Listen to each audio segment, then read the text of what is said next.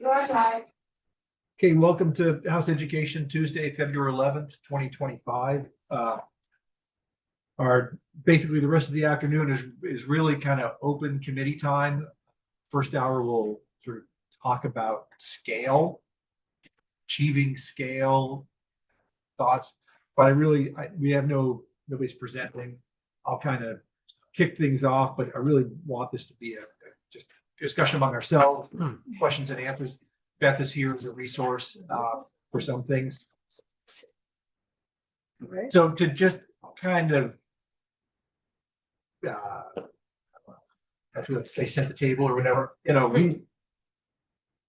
I think that there are areas that we can all agree on regardless of, and one is that we have an affordability issue in Vermont, that property taxes are part of that, and that property taxes are directly related to education spending. And that education spending is something we need to get under control and perhaps find some relief for taxpayers. I think we also need to talk about getting better outcomes for what we do. And I think these are all themes that the governor has hit repeatedly. I think that they are all things that we can sort of agree on, and scale and educational performance in a way go hand in hand, according to a lot of the research, especially when you talk about minimum class sizes, things like that.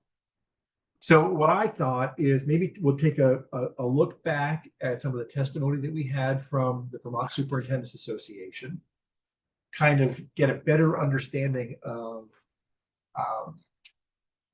their ideas of scale, like how do you get there mechanically or just sort of like process wise, and see if we can take that and think about it, talk about it. But just more right now, I've asked Beth to sort of look at some of the policy recommendations, but the testimony from the Superintendent Association was about, using tools in place such as district quality standards, educational quality standards to achieve scale, to frankly impose scale as a standard. So like they said, under district size and governance, establish ideal district sizes of 2,000 to 4,000 students within district quality standards. The 2,000 to 4,000 comes from their research and what they believe the research shows as ideal district sizes. Of course, everybody knows we've got them all over the place, from super tiny to that size. But Beth, can you talk a little bit about how district quality standards work and how you would say we want districts to be between 2,000 and 4,000 and put that in district quality standards and sort of like what happens? Sure. That's St. James Office of Legislative Counsel. So district quality standards are a relatively new concept from a legal standpoint.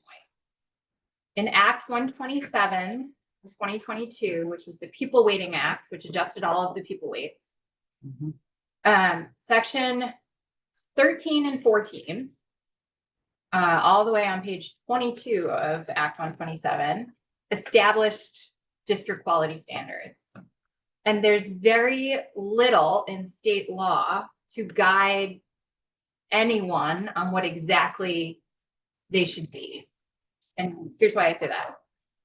So district quality standards lives, the requirement that those be in a rule lives in 16 VSA section 165, which is the Education Quality Standards statute. So the Education Quality Standards are subsections A through F, and then G is the last subsection that was added in Act 127 in 2022. And that is what requires the Agency of Education to establish district quality standards. And I'll just read it to you, it's very short. In addition to the education quality standards provided in subsection A of this section, each Vermont school district shall meet the school district quality standards adopted by rule of the agency regarding the business, facilities management, and governance practices of school districts. These standards shall include a process for school district quality reviews to be conducted by AOE. And then annually, the secretary is required to publish metrics regarding outcomes of the district quality reviews. That's it. So, I'm sorry. Yeah, jump in, that's fine, this is just. Right, it's discussion. So there's nothing specific. So that is your legislative directive to the Agency of Education to engage in rulemaking. That is there was a piece of so that's what the statute says. In Act 127, there was a piece of session law that required AOE to engage in rulemaking, but there wasn't any additional direction from the legislature and what that included. It just required rulemaking to update education quality standards. Oh, actually, that's education quality standards.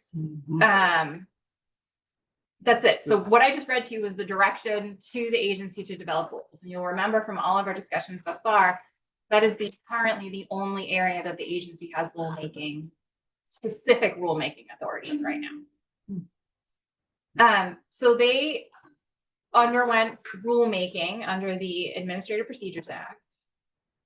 And those rules are the district quality standards. And they do not take effect until July 1, 2025. Oh, They are 10 pages. The first, and I'm not saying this in any, actually, why don't I just share my screen? instead of using my words? That'd be great. Bear with me.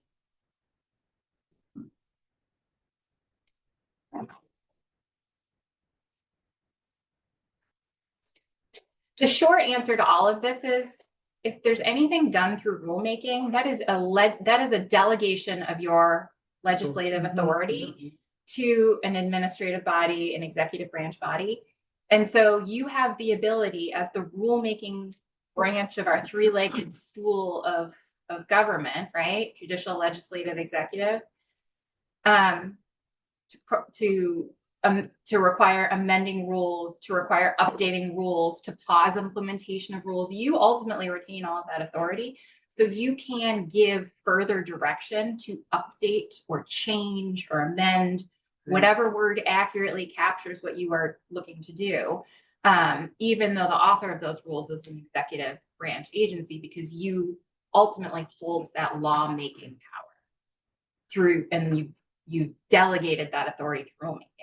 So if we were to say this, if the legislature were to say, you know something, we want districts of this size, schools of this size, classes of this size, we could, as one tool, order the AOE to include them in district quality standards.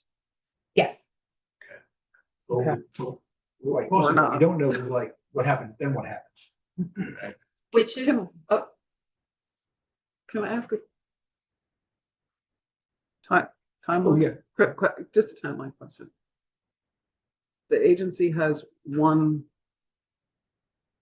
section that they do rulemaking. When were they given that? in the 2022 Act 127. Prior to 2022, there was no rulemaking that you know.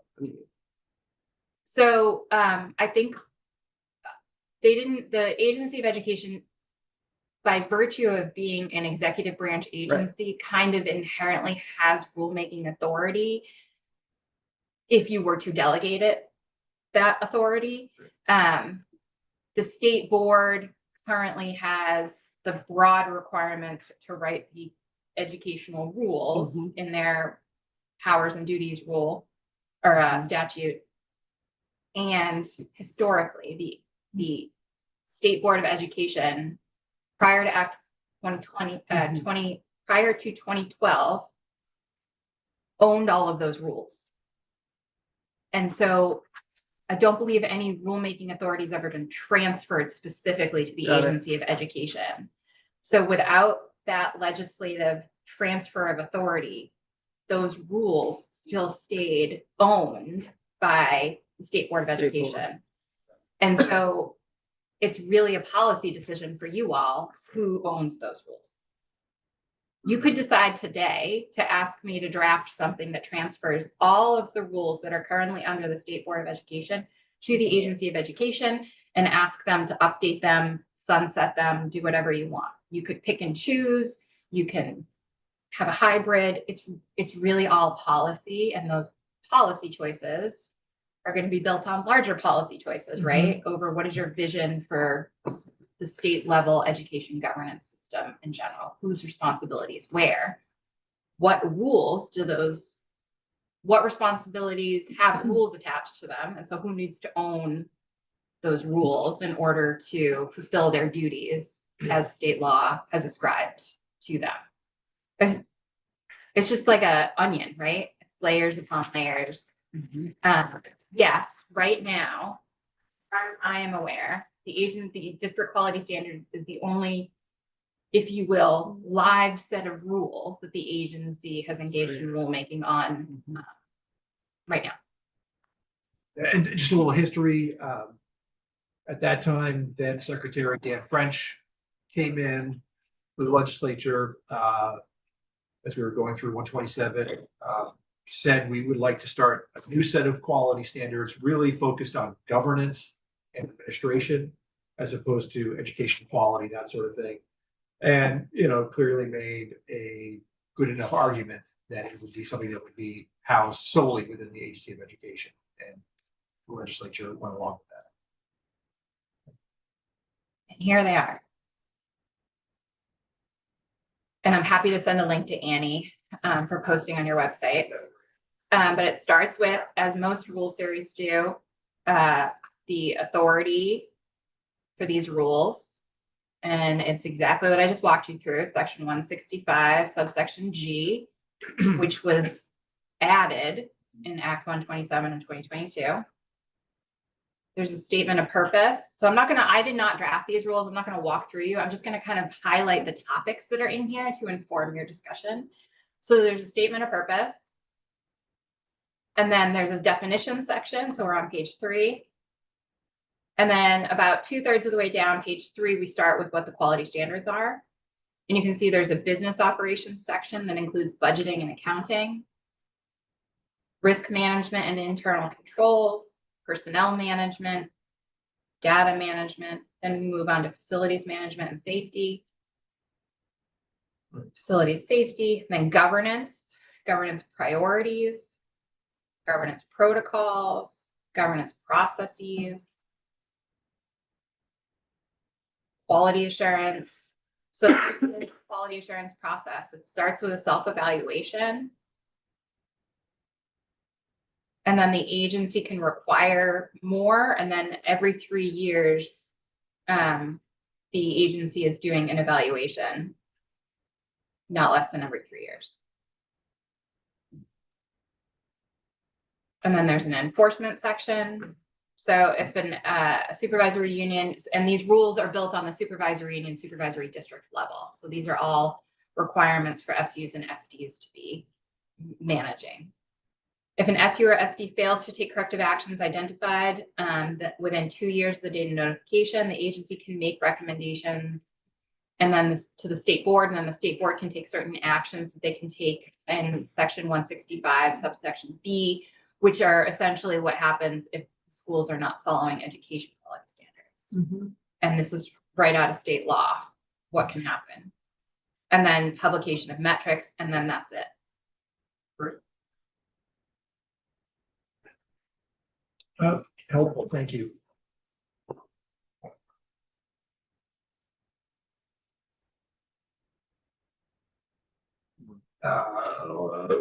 So that is an avenue that is open. So again, if we were to pass a law that says all districts must be between 2 and 4,000 students, and we said that it will be required through district quality standards.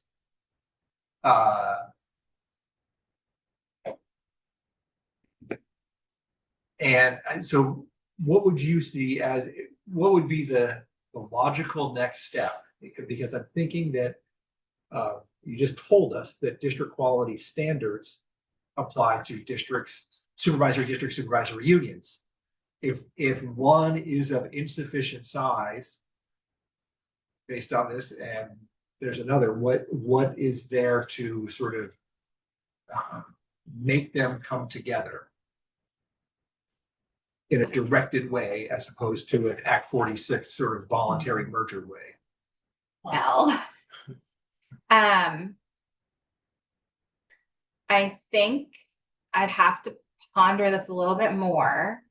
My initial reaction, which is a dangerous thing for a lawyer to say, especially on YouTube, is we are potentially getting into some delegation of authority, some constitutional issues here. You would, if the question, if I'm understanding the question correctly, that is, what would happen essentially if you ask the agency to update the district quality standards to just include a directive that each school district or SU, whatever level or name you're putting on it, contained no more than 3,000 students, or between, no less than 3,000 students. And if it doesn't happen before a certain time, then there are all these penalties. You would essentially be delegating authority to create municipalities, and that is tricky and potentially unconstitutional, depending on who you are delegating that authority to and how much direction you give them. What if the authority was given to the state board? So that's what happened in Act 46, and we do have a Supreme Court case on this, Athens. Oh, right. So Act 46 gave everyone directives of what the state, the legislature, wanted to see for school district governance, and then incentives and directives and timelines to get them there. And then it gave the Agency of Education authority to look at the land, figure out who's meeting the goals of the legislature, who's not, and they made a pitch to the State Board of Education. And then the State Board of Education was empowered to merge districts, to create new structures. And there was a challenge to that delegation authority. And we have a Supreme Court case that says in that specific example, based on the history of education in Vermont and the history and the role that the State Board of Education has played, and some of the differences between municipal law when we think of it in its purest form and municipal law when we think of it when we think of education governance, and the specific direction that the legislature gave the state board under Act 46, and I believe it was Act 49, which was the follow-up a year or two later, which provided additional direction, that it was not an improper delegation of authority. So many things had to be in the right place for the Supreme Court to make that finding.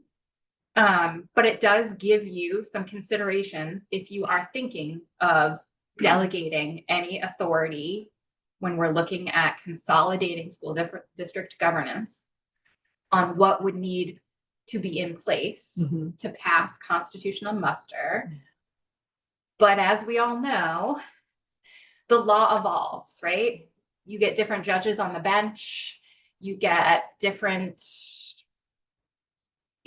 conversation or evolution of history, or even conversations in your committee that are focusing on legislative and being used to infer, legislative intent. And even if you think you've got everything lined up, the court may not agree with you, right? So we can try and make things bulletproof, but you're never going to make things bulletproof because the judicial branch decides what's constitutional, not you, right? That's a very long-winded way of saying there is a Supreme Court case on this that helps us figure out how to do that, but it's in a very different context. Okay, thank you. So given that, I'll just throw a concept out there, given what you just said. People have batted around the idea of something equivalent to the Federal Base Closure Commission that had the authority to, they probably didn't have the authority, they probably came up with a list and Congress followed through, but to essentially say these military bases should close because they're no longer needed and we're trying to consolidate and save money. If we were to come up with that concept and empower a panel to be the nonpartisan group of people to make decisions of drawing lines and sizes of districts. We have no history of that other than what you just described. In that case, it was the State Board of Education that was empowered. The State Board of Education has a history of the power to draw district boundaries. So They have a history of being involved in the governance of education in Vermont. I don't remember off the top of my head if there was a history of drawing district boundaries, but they were so integral to the history of education in Vermont that it was a different analysis for the court than just any old non-legislative body. So, do you have any reaction to that concept, which I just, since we were on this idea, I want to throw it out there to see if if we're within the context of what you were just saying. I would want to think about it further and get back to you. I've made a note. We can eliminate the judicial branch here, we can make our work easier. Go ahead, Josh. And that'll be used against you. So to make sure I'm understanding you correctly, or you're talking about instead of the legislature setting the district lines, we are going to delegate our authority to somebody else to do so. Yeah, basically. Why would we do that? Well, and I don't want to go down this rabbit hole too far. It was just a concept I wanted to get Beth's reaction to. Are we the ones who are best equipped to say, this school should really be with this school? Are we the ones best equipped in our limited time to have maps spread out and start drawing lines? So that would be why. Which is, You could have a independent, nonpartisan body, with face closures, looking at data and evidence and maps and use some of our new terminology to do that. Would it make sense to still do that, but then they bring their proposals to us to make that final decision, since that is our authority? I mean, would that, I guess, would you ponder that in your pondering? Is it the way to do it, to say, this commission is really just providing a recommendation to the legislature, but it's ultimately us who has to make that call. And Peter, could we say, in that we would say, this is what we're looking for, average class size at, district size, the whole bit, and optimization of all the numbers that we've fed these last bunch of weeks. Right. The base closure. Like I said, I wasn't intending us to go down. Oh, no, because But mechanically, I think what Josh was just saying is that you don't give them the power to do anything. right, besides right, make a recommendation. they make recommendations. So you do that all the time. we do it constantly. I was just gonna say, we Right, just right. do that all the time. Yeah. And the reason why we delegate authority is because somebody else probably is a better entity to do that. I mean, that's why. Right. Hmm, And we do have yes, make those. Right. You said, the voice holds, we can do whatever we want. Well, I did, But then anybody can sue anybody about it. right. I You're did, learning. Right. Finally, all your work is paying off, Beth. so Yes, go I ahead. did notice in the rules we just looked at briefly that if they're not doing corrective action, that redrawing supervisory union boundaries was one of the things that could happen under these rules. That is already a state board of Yeah. education power, is the drawing SU can do boundaries. that. SU, All- That's different than districts, because SUs are not municipalities and districts Correct. are. Ding, ding, ding, Got ding. it. Got it. Got Okay. I can there you learn. go. All right, then, okay. You got it. I'm gonna, since we're kind of pulling this, but I'm gonna pull a little more. Good. If we were to move to a different funding formula, where you're just receiving money as a school district, and you are no longer voting on a budget, do you need to be a municipality? Oh, how about that one? Oh, that's a Nice. good one. Okay. That's a good one. However, that brings up the question of local being able to raise local funds. Right, I mean, let's Then take you that off the Yeah, table. that's the next. So if you got rid of that completely. I think it would depend. You still need to raise it. My understanding is that all of the, I think there is a world of possibilities in which money is not funding education through property taxes, right? In which case, I think that's a whole separate conversation. But if property taxes are still a part of it, I think there would have to be Yeah. someone who has the ability to raise property taxes to fund the education system. Mhm. Is that the school district? Is that the state? And how is that set up? So maybe. Because that did come up in the conversation, the funding formula, when it came to budgeting. They don't vote on the budget, they vote on the tax rate in some of these states. Right. Right, but in many states, you don't vote on anything. Anything.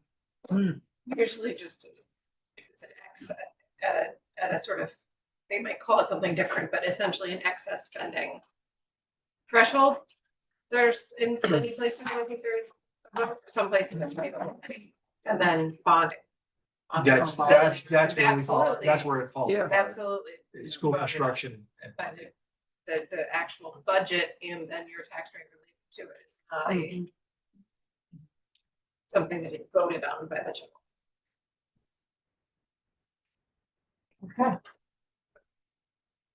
I don't want to move on unless people feel like, I thought that we would move on to, class size minimums.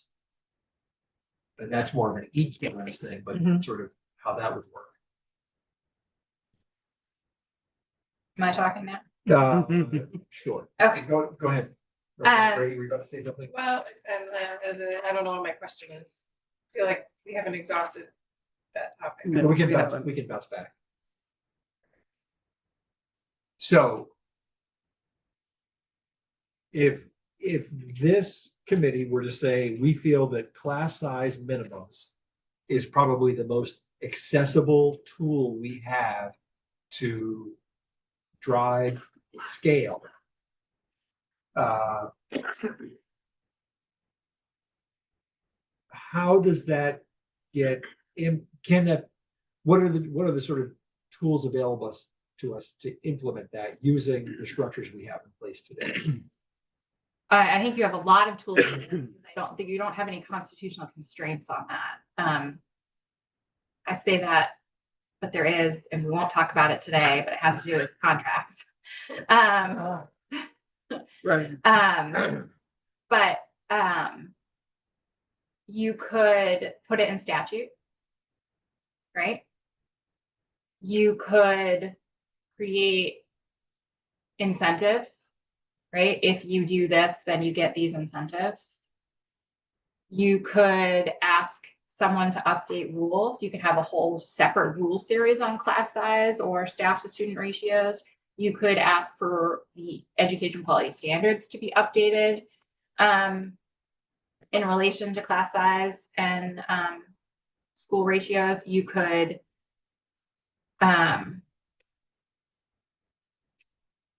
I think you could implement different policy levers that would potentially lead to the requirement to make different staffing decisions.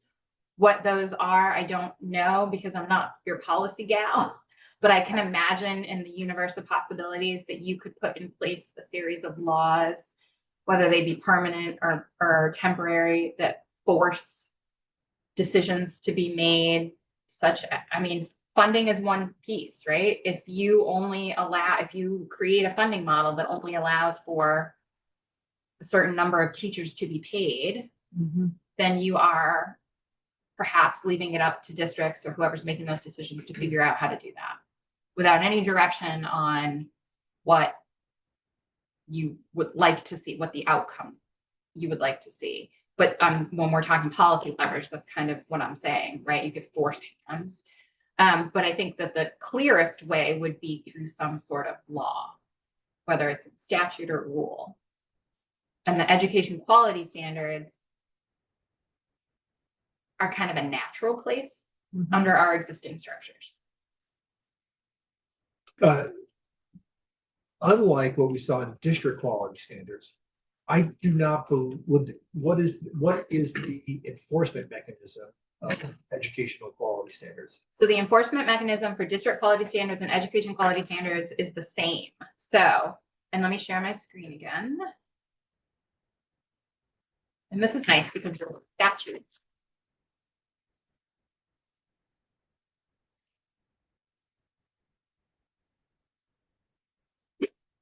Bless you. Okay, so this is, avert your eyes while I scroll.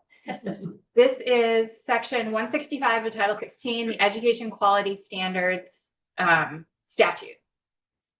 And it starts with, in order to carry out Vermont's policy that all Vermont children will be afforded educational opportunities that are substantially equal in quality, each Vermont public school, including each career technical center, shall meet the following education quality standards. And then there's a lot, right? So what we think about, I think the most when we think about education quality standards is here. The school substantially meets standards adopted by rule of the state board regarding conditions, practices, and resources of schools. The standards shall address those aspects of the following that are most closely associated with improving student performance. This is the directive to the State Board of Education to create the education quality standards. You see that? Okay. And these are, when you hear the term EQS, this is what most everyone is referring to. So there's a rule series that is owned by the State Board of Education, but there's also the statute that contains all of the directive to the state board, along with some more specifics, including the enforcement mechanism. So annually, the secretary is required to determine whether students in each Vermont public school are provided educational opportunities substantially equal to those provided in other public schools. If the secretary determines that a school is not meeting EQS, or that the school is making insufficient progress to improving student performance, the secretary shall describe in writing actions that a district must take in order to meet both of those standards. And if the school fails to meet those standards or make sufficient progress within 2 years, then the secretary shall recommend one of these things. The agency continue to provide technical assistance. The state board adjusts supervisory union boundaries or responsibilities of the superintendency. Secretary assume administrative control over a school district, or an SU. The state board close a school or require that the school district pay tuition to another school, or the state board required 2 or more school districts to consolidate their governance structures. I don't think this has ever happened, and all of my constitutional concerns would come to life here. But again, there is quite a bit of direction provided by the legislature to get there. So that's the enforcement mechanism. And then there's an opportunity for hearing. So there's a due process portion here. And then everything after subsection E, D, and C are basically kind of the due process portion of that enforcement mechanism. And then F is about independent schools meeting education quality standards. And then you just get to G, the district quality standards. And that's it. That's all the education quality standards statute. You can see how many times they've been amended over the couple of times. But the last time it was amended, you can see, was Act 127 for the district quality standards. And before that, they were not amended since 2017. And I do not know off the top of my head what that was. I believe this is the follow-up to Act 46. I believe this is the further direction. So, and I believe that enforcement piece is baked right into the rule series as well. But again, that statute, you control that. You can amend it, and you could direct further rulemaking with whatever legislative direction you are, intent that you were giving them. Them being the rulemaking body. In this case, presumably the state board. Aaron?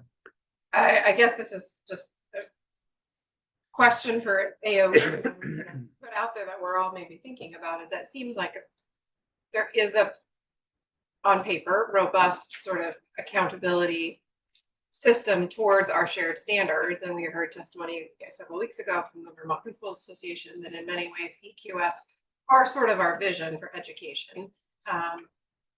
So I guess I will be curious to ask AOE if there's any schools that have taken any of those steps with, because as I read the whole governance proposal over the weekend, accountability comes up again and again and again, and it's not quite clear they're suggesting for accountability, but it makes me wonder, like, what accountability doesn't exist that they want or that we would want?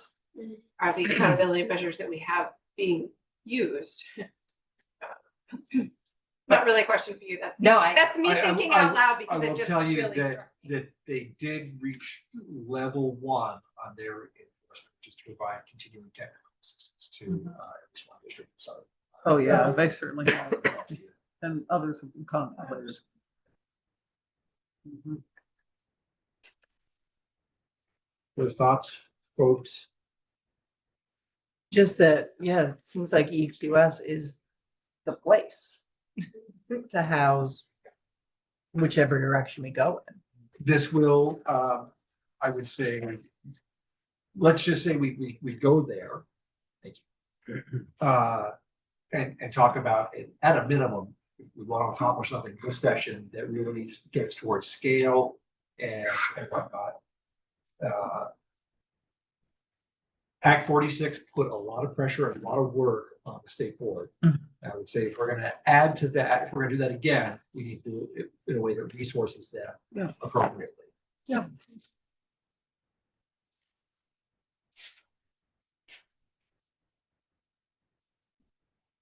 Got it? Just doing the simple math with that, if we stayed at about 4,000 students per district, we're talking about 20 districts. Districts, and we are now at, we use either 119 for districts. I would probably say it's more accurate to say we're at 52 right now, because that's how many Yeah. superintendents we have. Supervisory unions, supervisory districts. So that's still Still a reduction. dramatic reduction. Although in the 2000, you're talking 40, 2000 doesn't make much. So we got that proposal from, Representative Byron and I can't remember his last name. Branding. Yep. And that was for what, 17 districts that aligned with, 25. No Oh, more right. than- oh, but it aligned with the tech. Am I That's Jim thinking- Harris. Oh, that's Jim Yeah, Harris. right. So we've got two different things. Okay, so are we not considering then the tech one? Because that would reduce it to a very specific number. Oh, we can consider anything. Or I guess what I'm saying is, does it make sense to decide first whether or not we are or aren't considering that one, since I had a very specific number that aligned with certain. I'm just thinking about the Right, process. so, I mean, you think about all the things that are, we're soon gonna Yeah. have a short form bill that represents the governor's proposal. Short form. Right. You know, doesn't have the 300 pages of stuff that it actually needs to fill in the gaps. Mhm. We've got the Harrison proposal that went along CTE lines, I think. Yeah, We have the Byron grading proposal, which I can't even remember, we explored just a number of districts that it was. Yeah. Lines. There are people who say if we want our designated agencies to be vitally involved in our schools, we should design it around the borders of our designated agencies. So we have a whole menu of, we've got the VSBA lines, for example, which again, they're like the superintendent lines. They're drawn to create regions to hold meetings. Right. But they took the time to draw lines so that they are inclusive of, keeps, it sort of holds districts together. Rather than chopping them off at a county line. Which is, since we never use county government for anything, it's kind of arbitrary. Didn't we also get the one district? That's I was just looking Yeah. at. It's all over the. Yes, but what that really means is we could take any one of those and say, this is the bill we're gonna take up and we're gonna change the numbers and add to it where we want. We can create a committee bill. These are all, you know, we're sort of in control here to forward the debate. okay. But we're gonna have to figure out what path we want to take. So in rewording my question, I guess I would be like, I don't understand maybe why it wouldn't makes sense to start with, all right, let's look at the Harrison proposal. Why not go with that proposal? Because it's too big or because it's too small? And then we, I would say we don't have to No. use any proposal. What we can do, what we can say is we can ask whomever we want, and that's my big question for everybody here. okay, Who else we want to hear from? We can say, oh, what about 14? What about CTE lines? okay. We run into an issue of like, who do we ask about that to get some testimony in? Yeah. What I'd also like to try to find out is from the Ways and Means Committee, how us drawing district lines with the different sizes affects how the foundation formula is Yeah, formulated. Right, so we got this proposal in front of us with 5 districts. How does us varying from that affect every other piece? Right. Gotcha. Which did sound like Zoe had said that don't go with 5 districts, everything changes, right? Right. So you have to recalculate. Yep. Did it, and she said the JFO had the information to do so, where they could actually do the calculations if we gave them the data to do it. My understanding is that they can model us to a certain extent. If you pull this lever this way, what does that do over here? Which might be, it's a lot I of mean, work, You know, I realize this runs through my mind. I realize modeling, all of that is vital. Data is vital, but there's a sort of baseline. We have fewer districts and we have larger scale. That's going to require fewer human beings, and that's where the costs are. So it at least puts you on the track towards savings. That's the assumption. That's my assumption. Yes. Reality It's is not your assumption. It is the assumption that people are making, because a lot of people have that assumption. I'm not yet.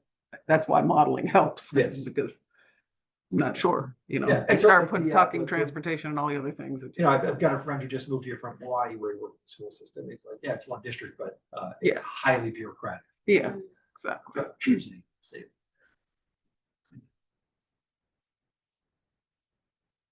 Well, we'll give everybody a little 10-minute Yeah, break thank before we you. go into construction, but I just want to say, people are looking toward us to move forward.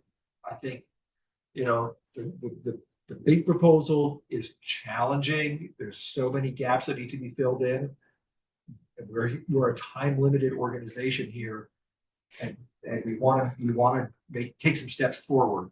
And so we need to think about those steps that we can take, where the gaps don't all need to be filled in, and how we're going to do that. Yeah. Makes our brains hurt.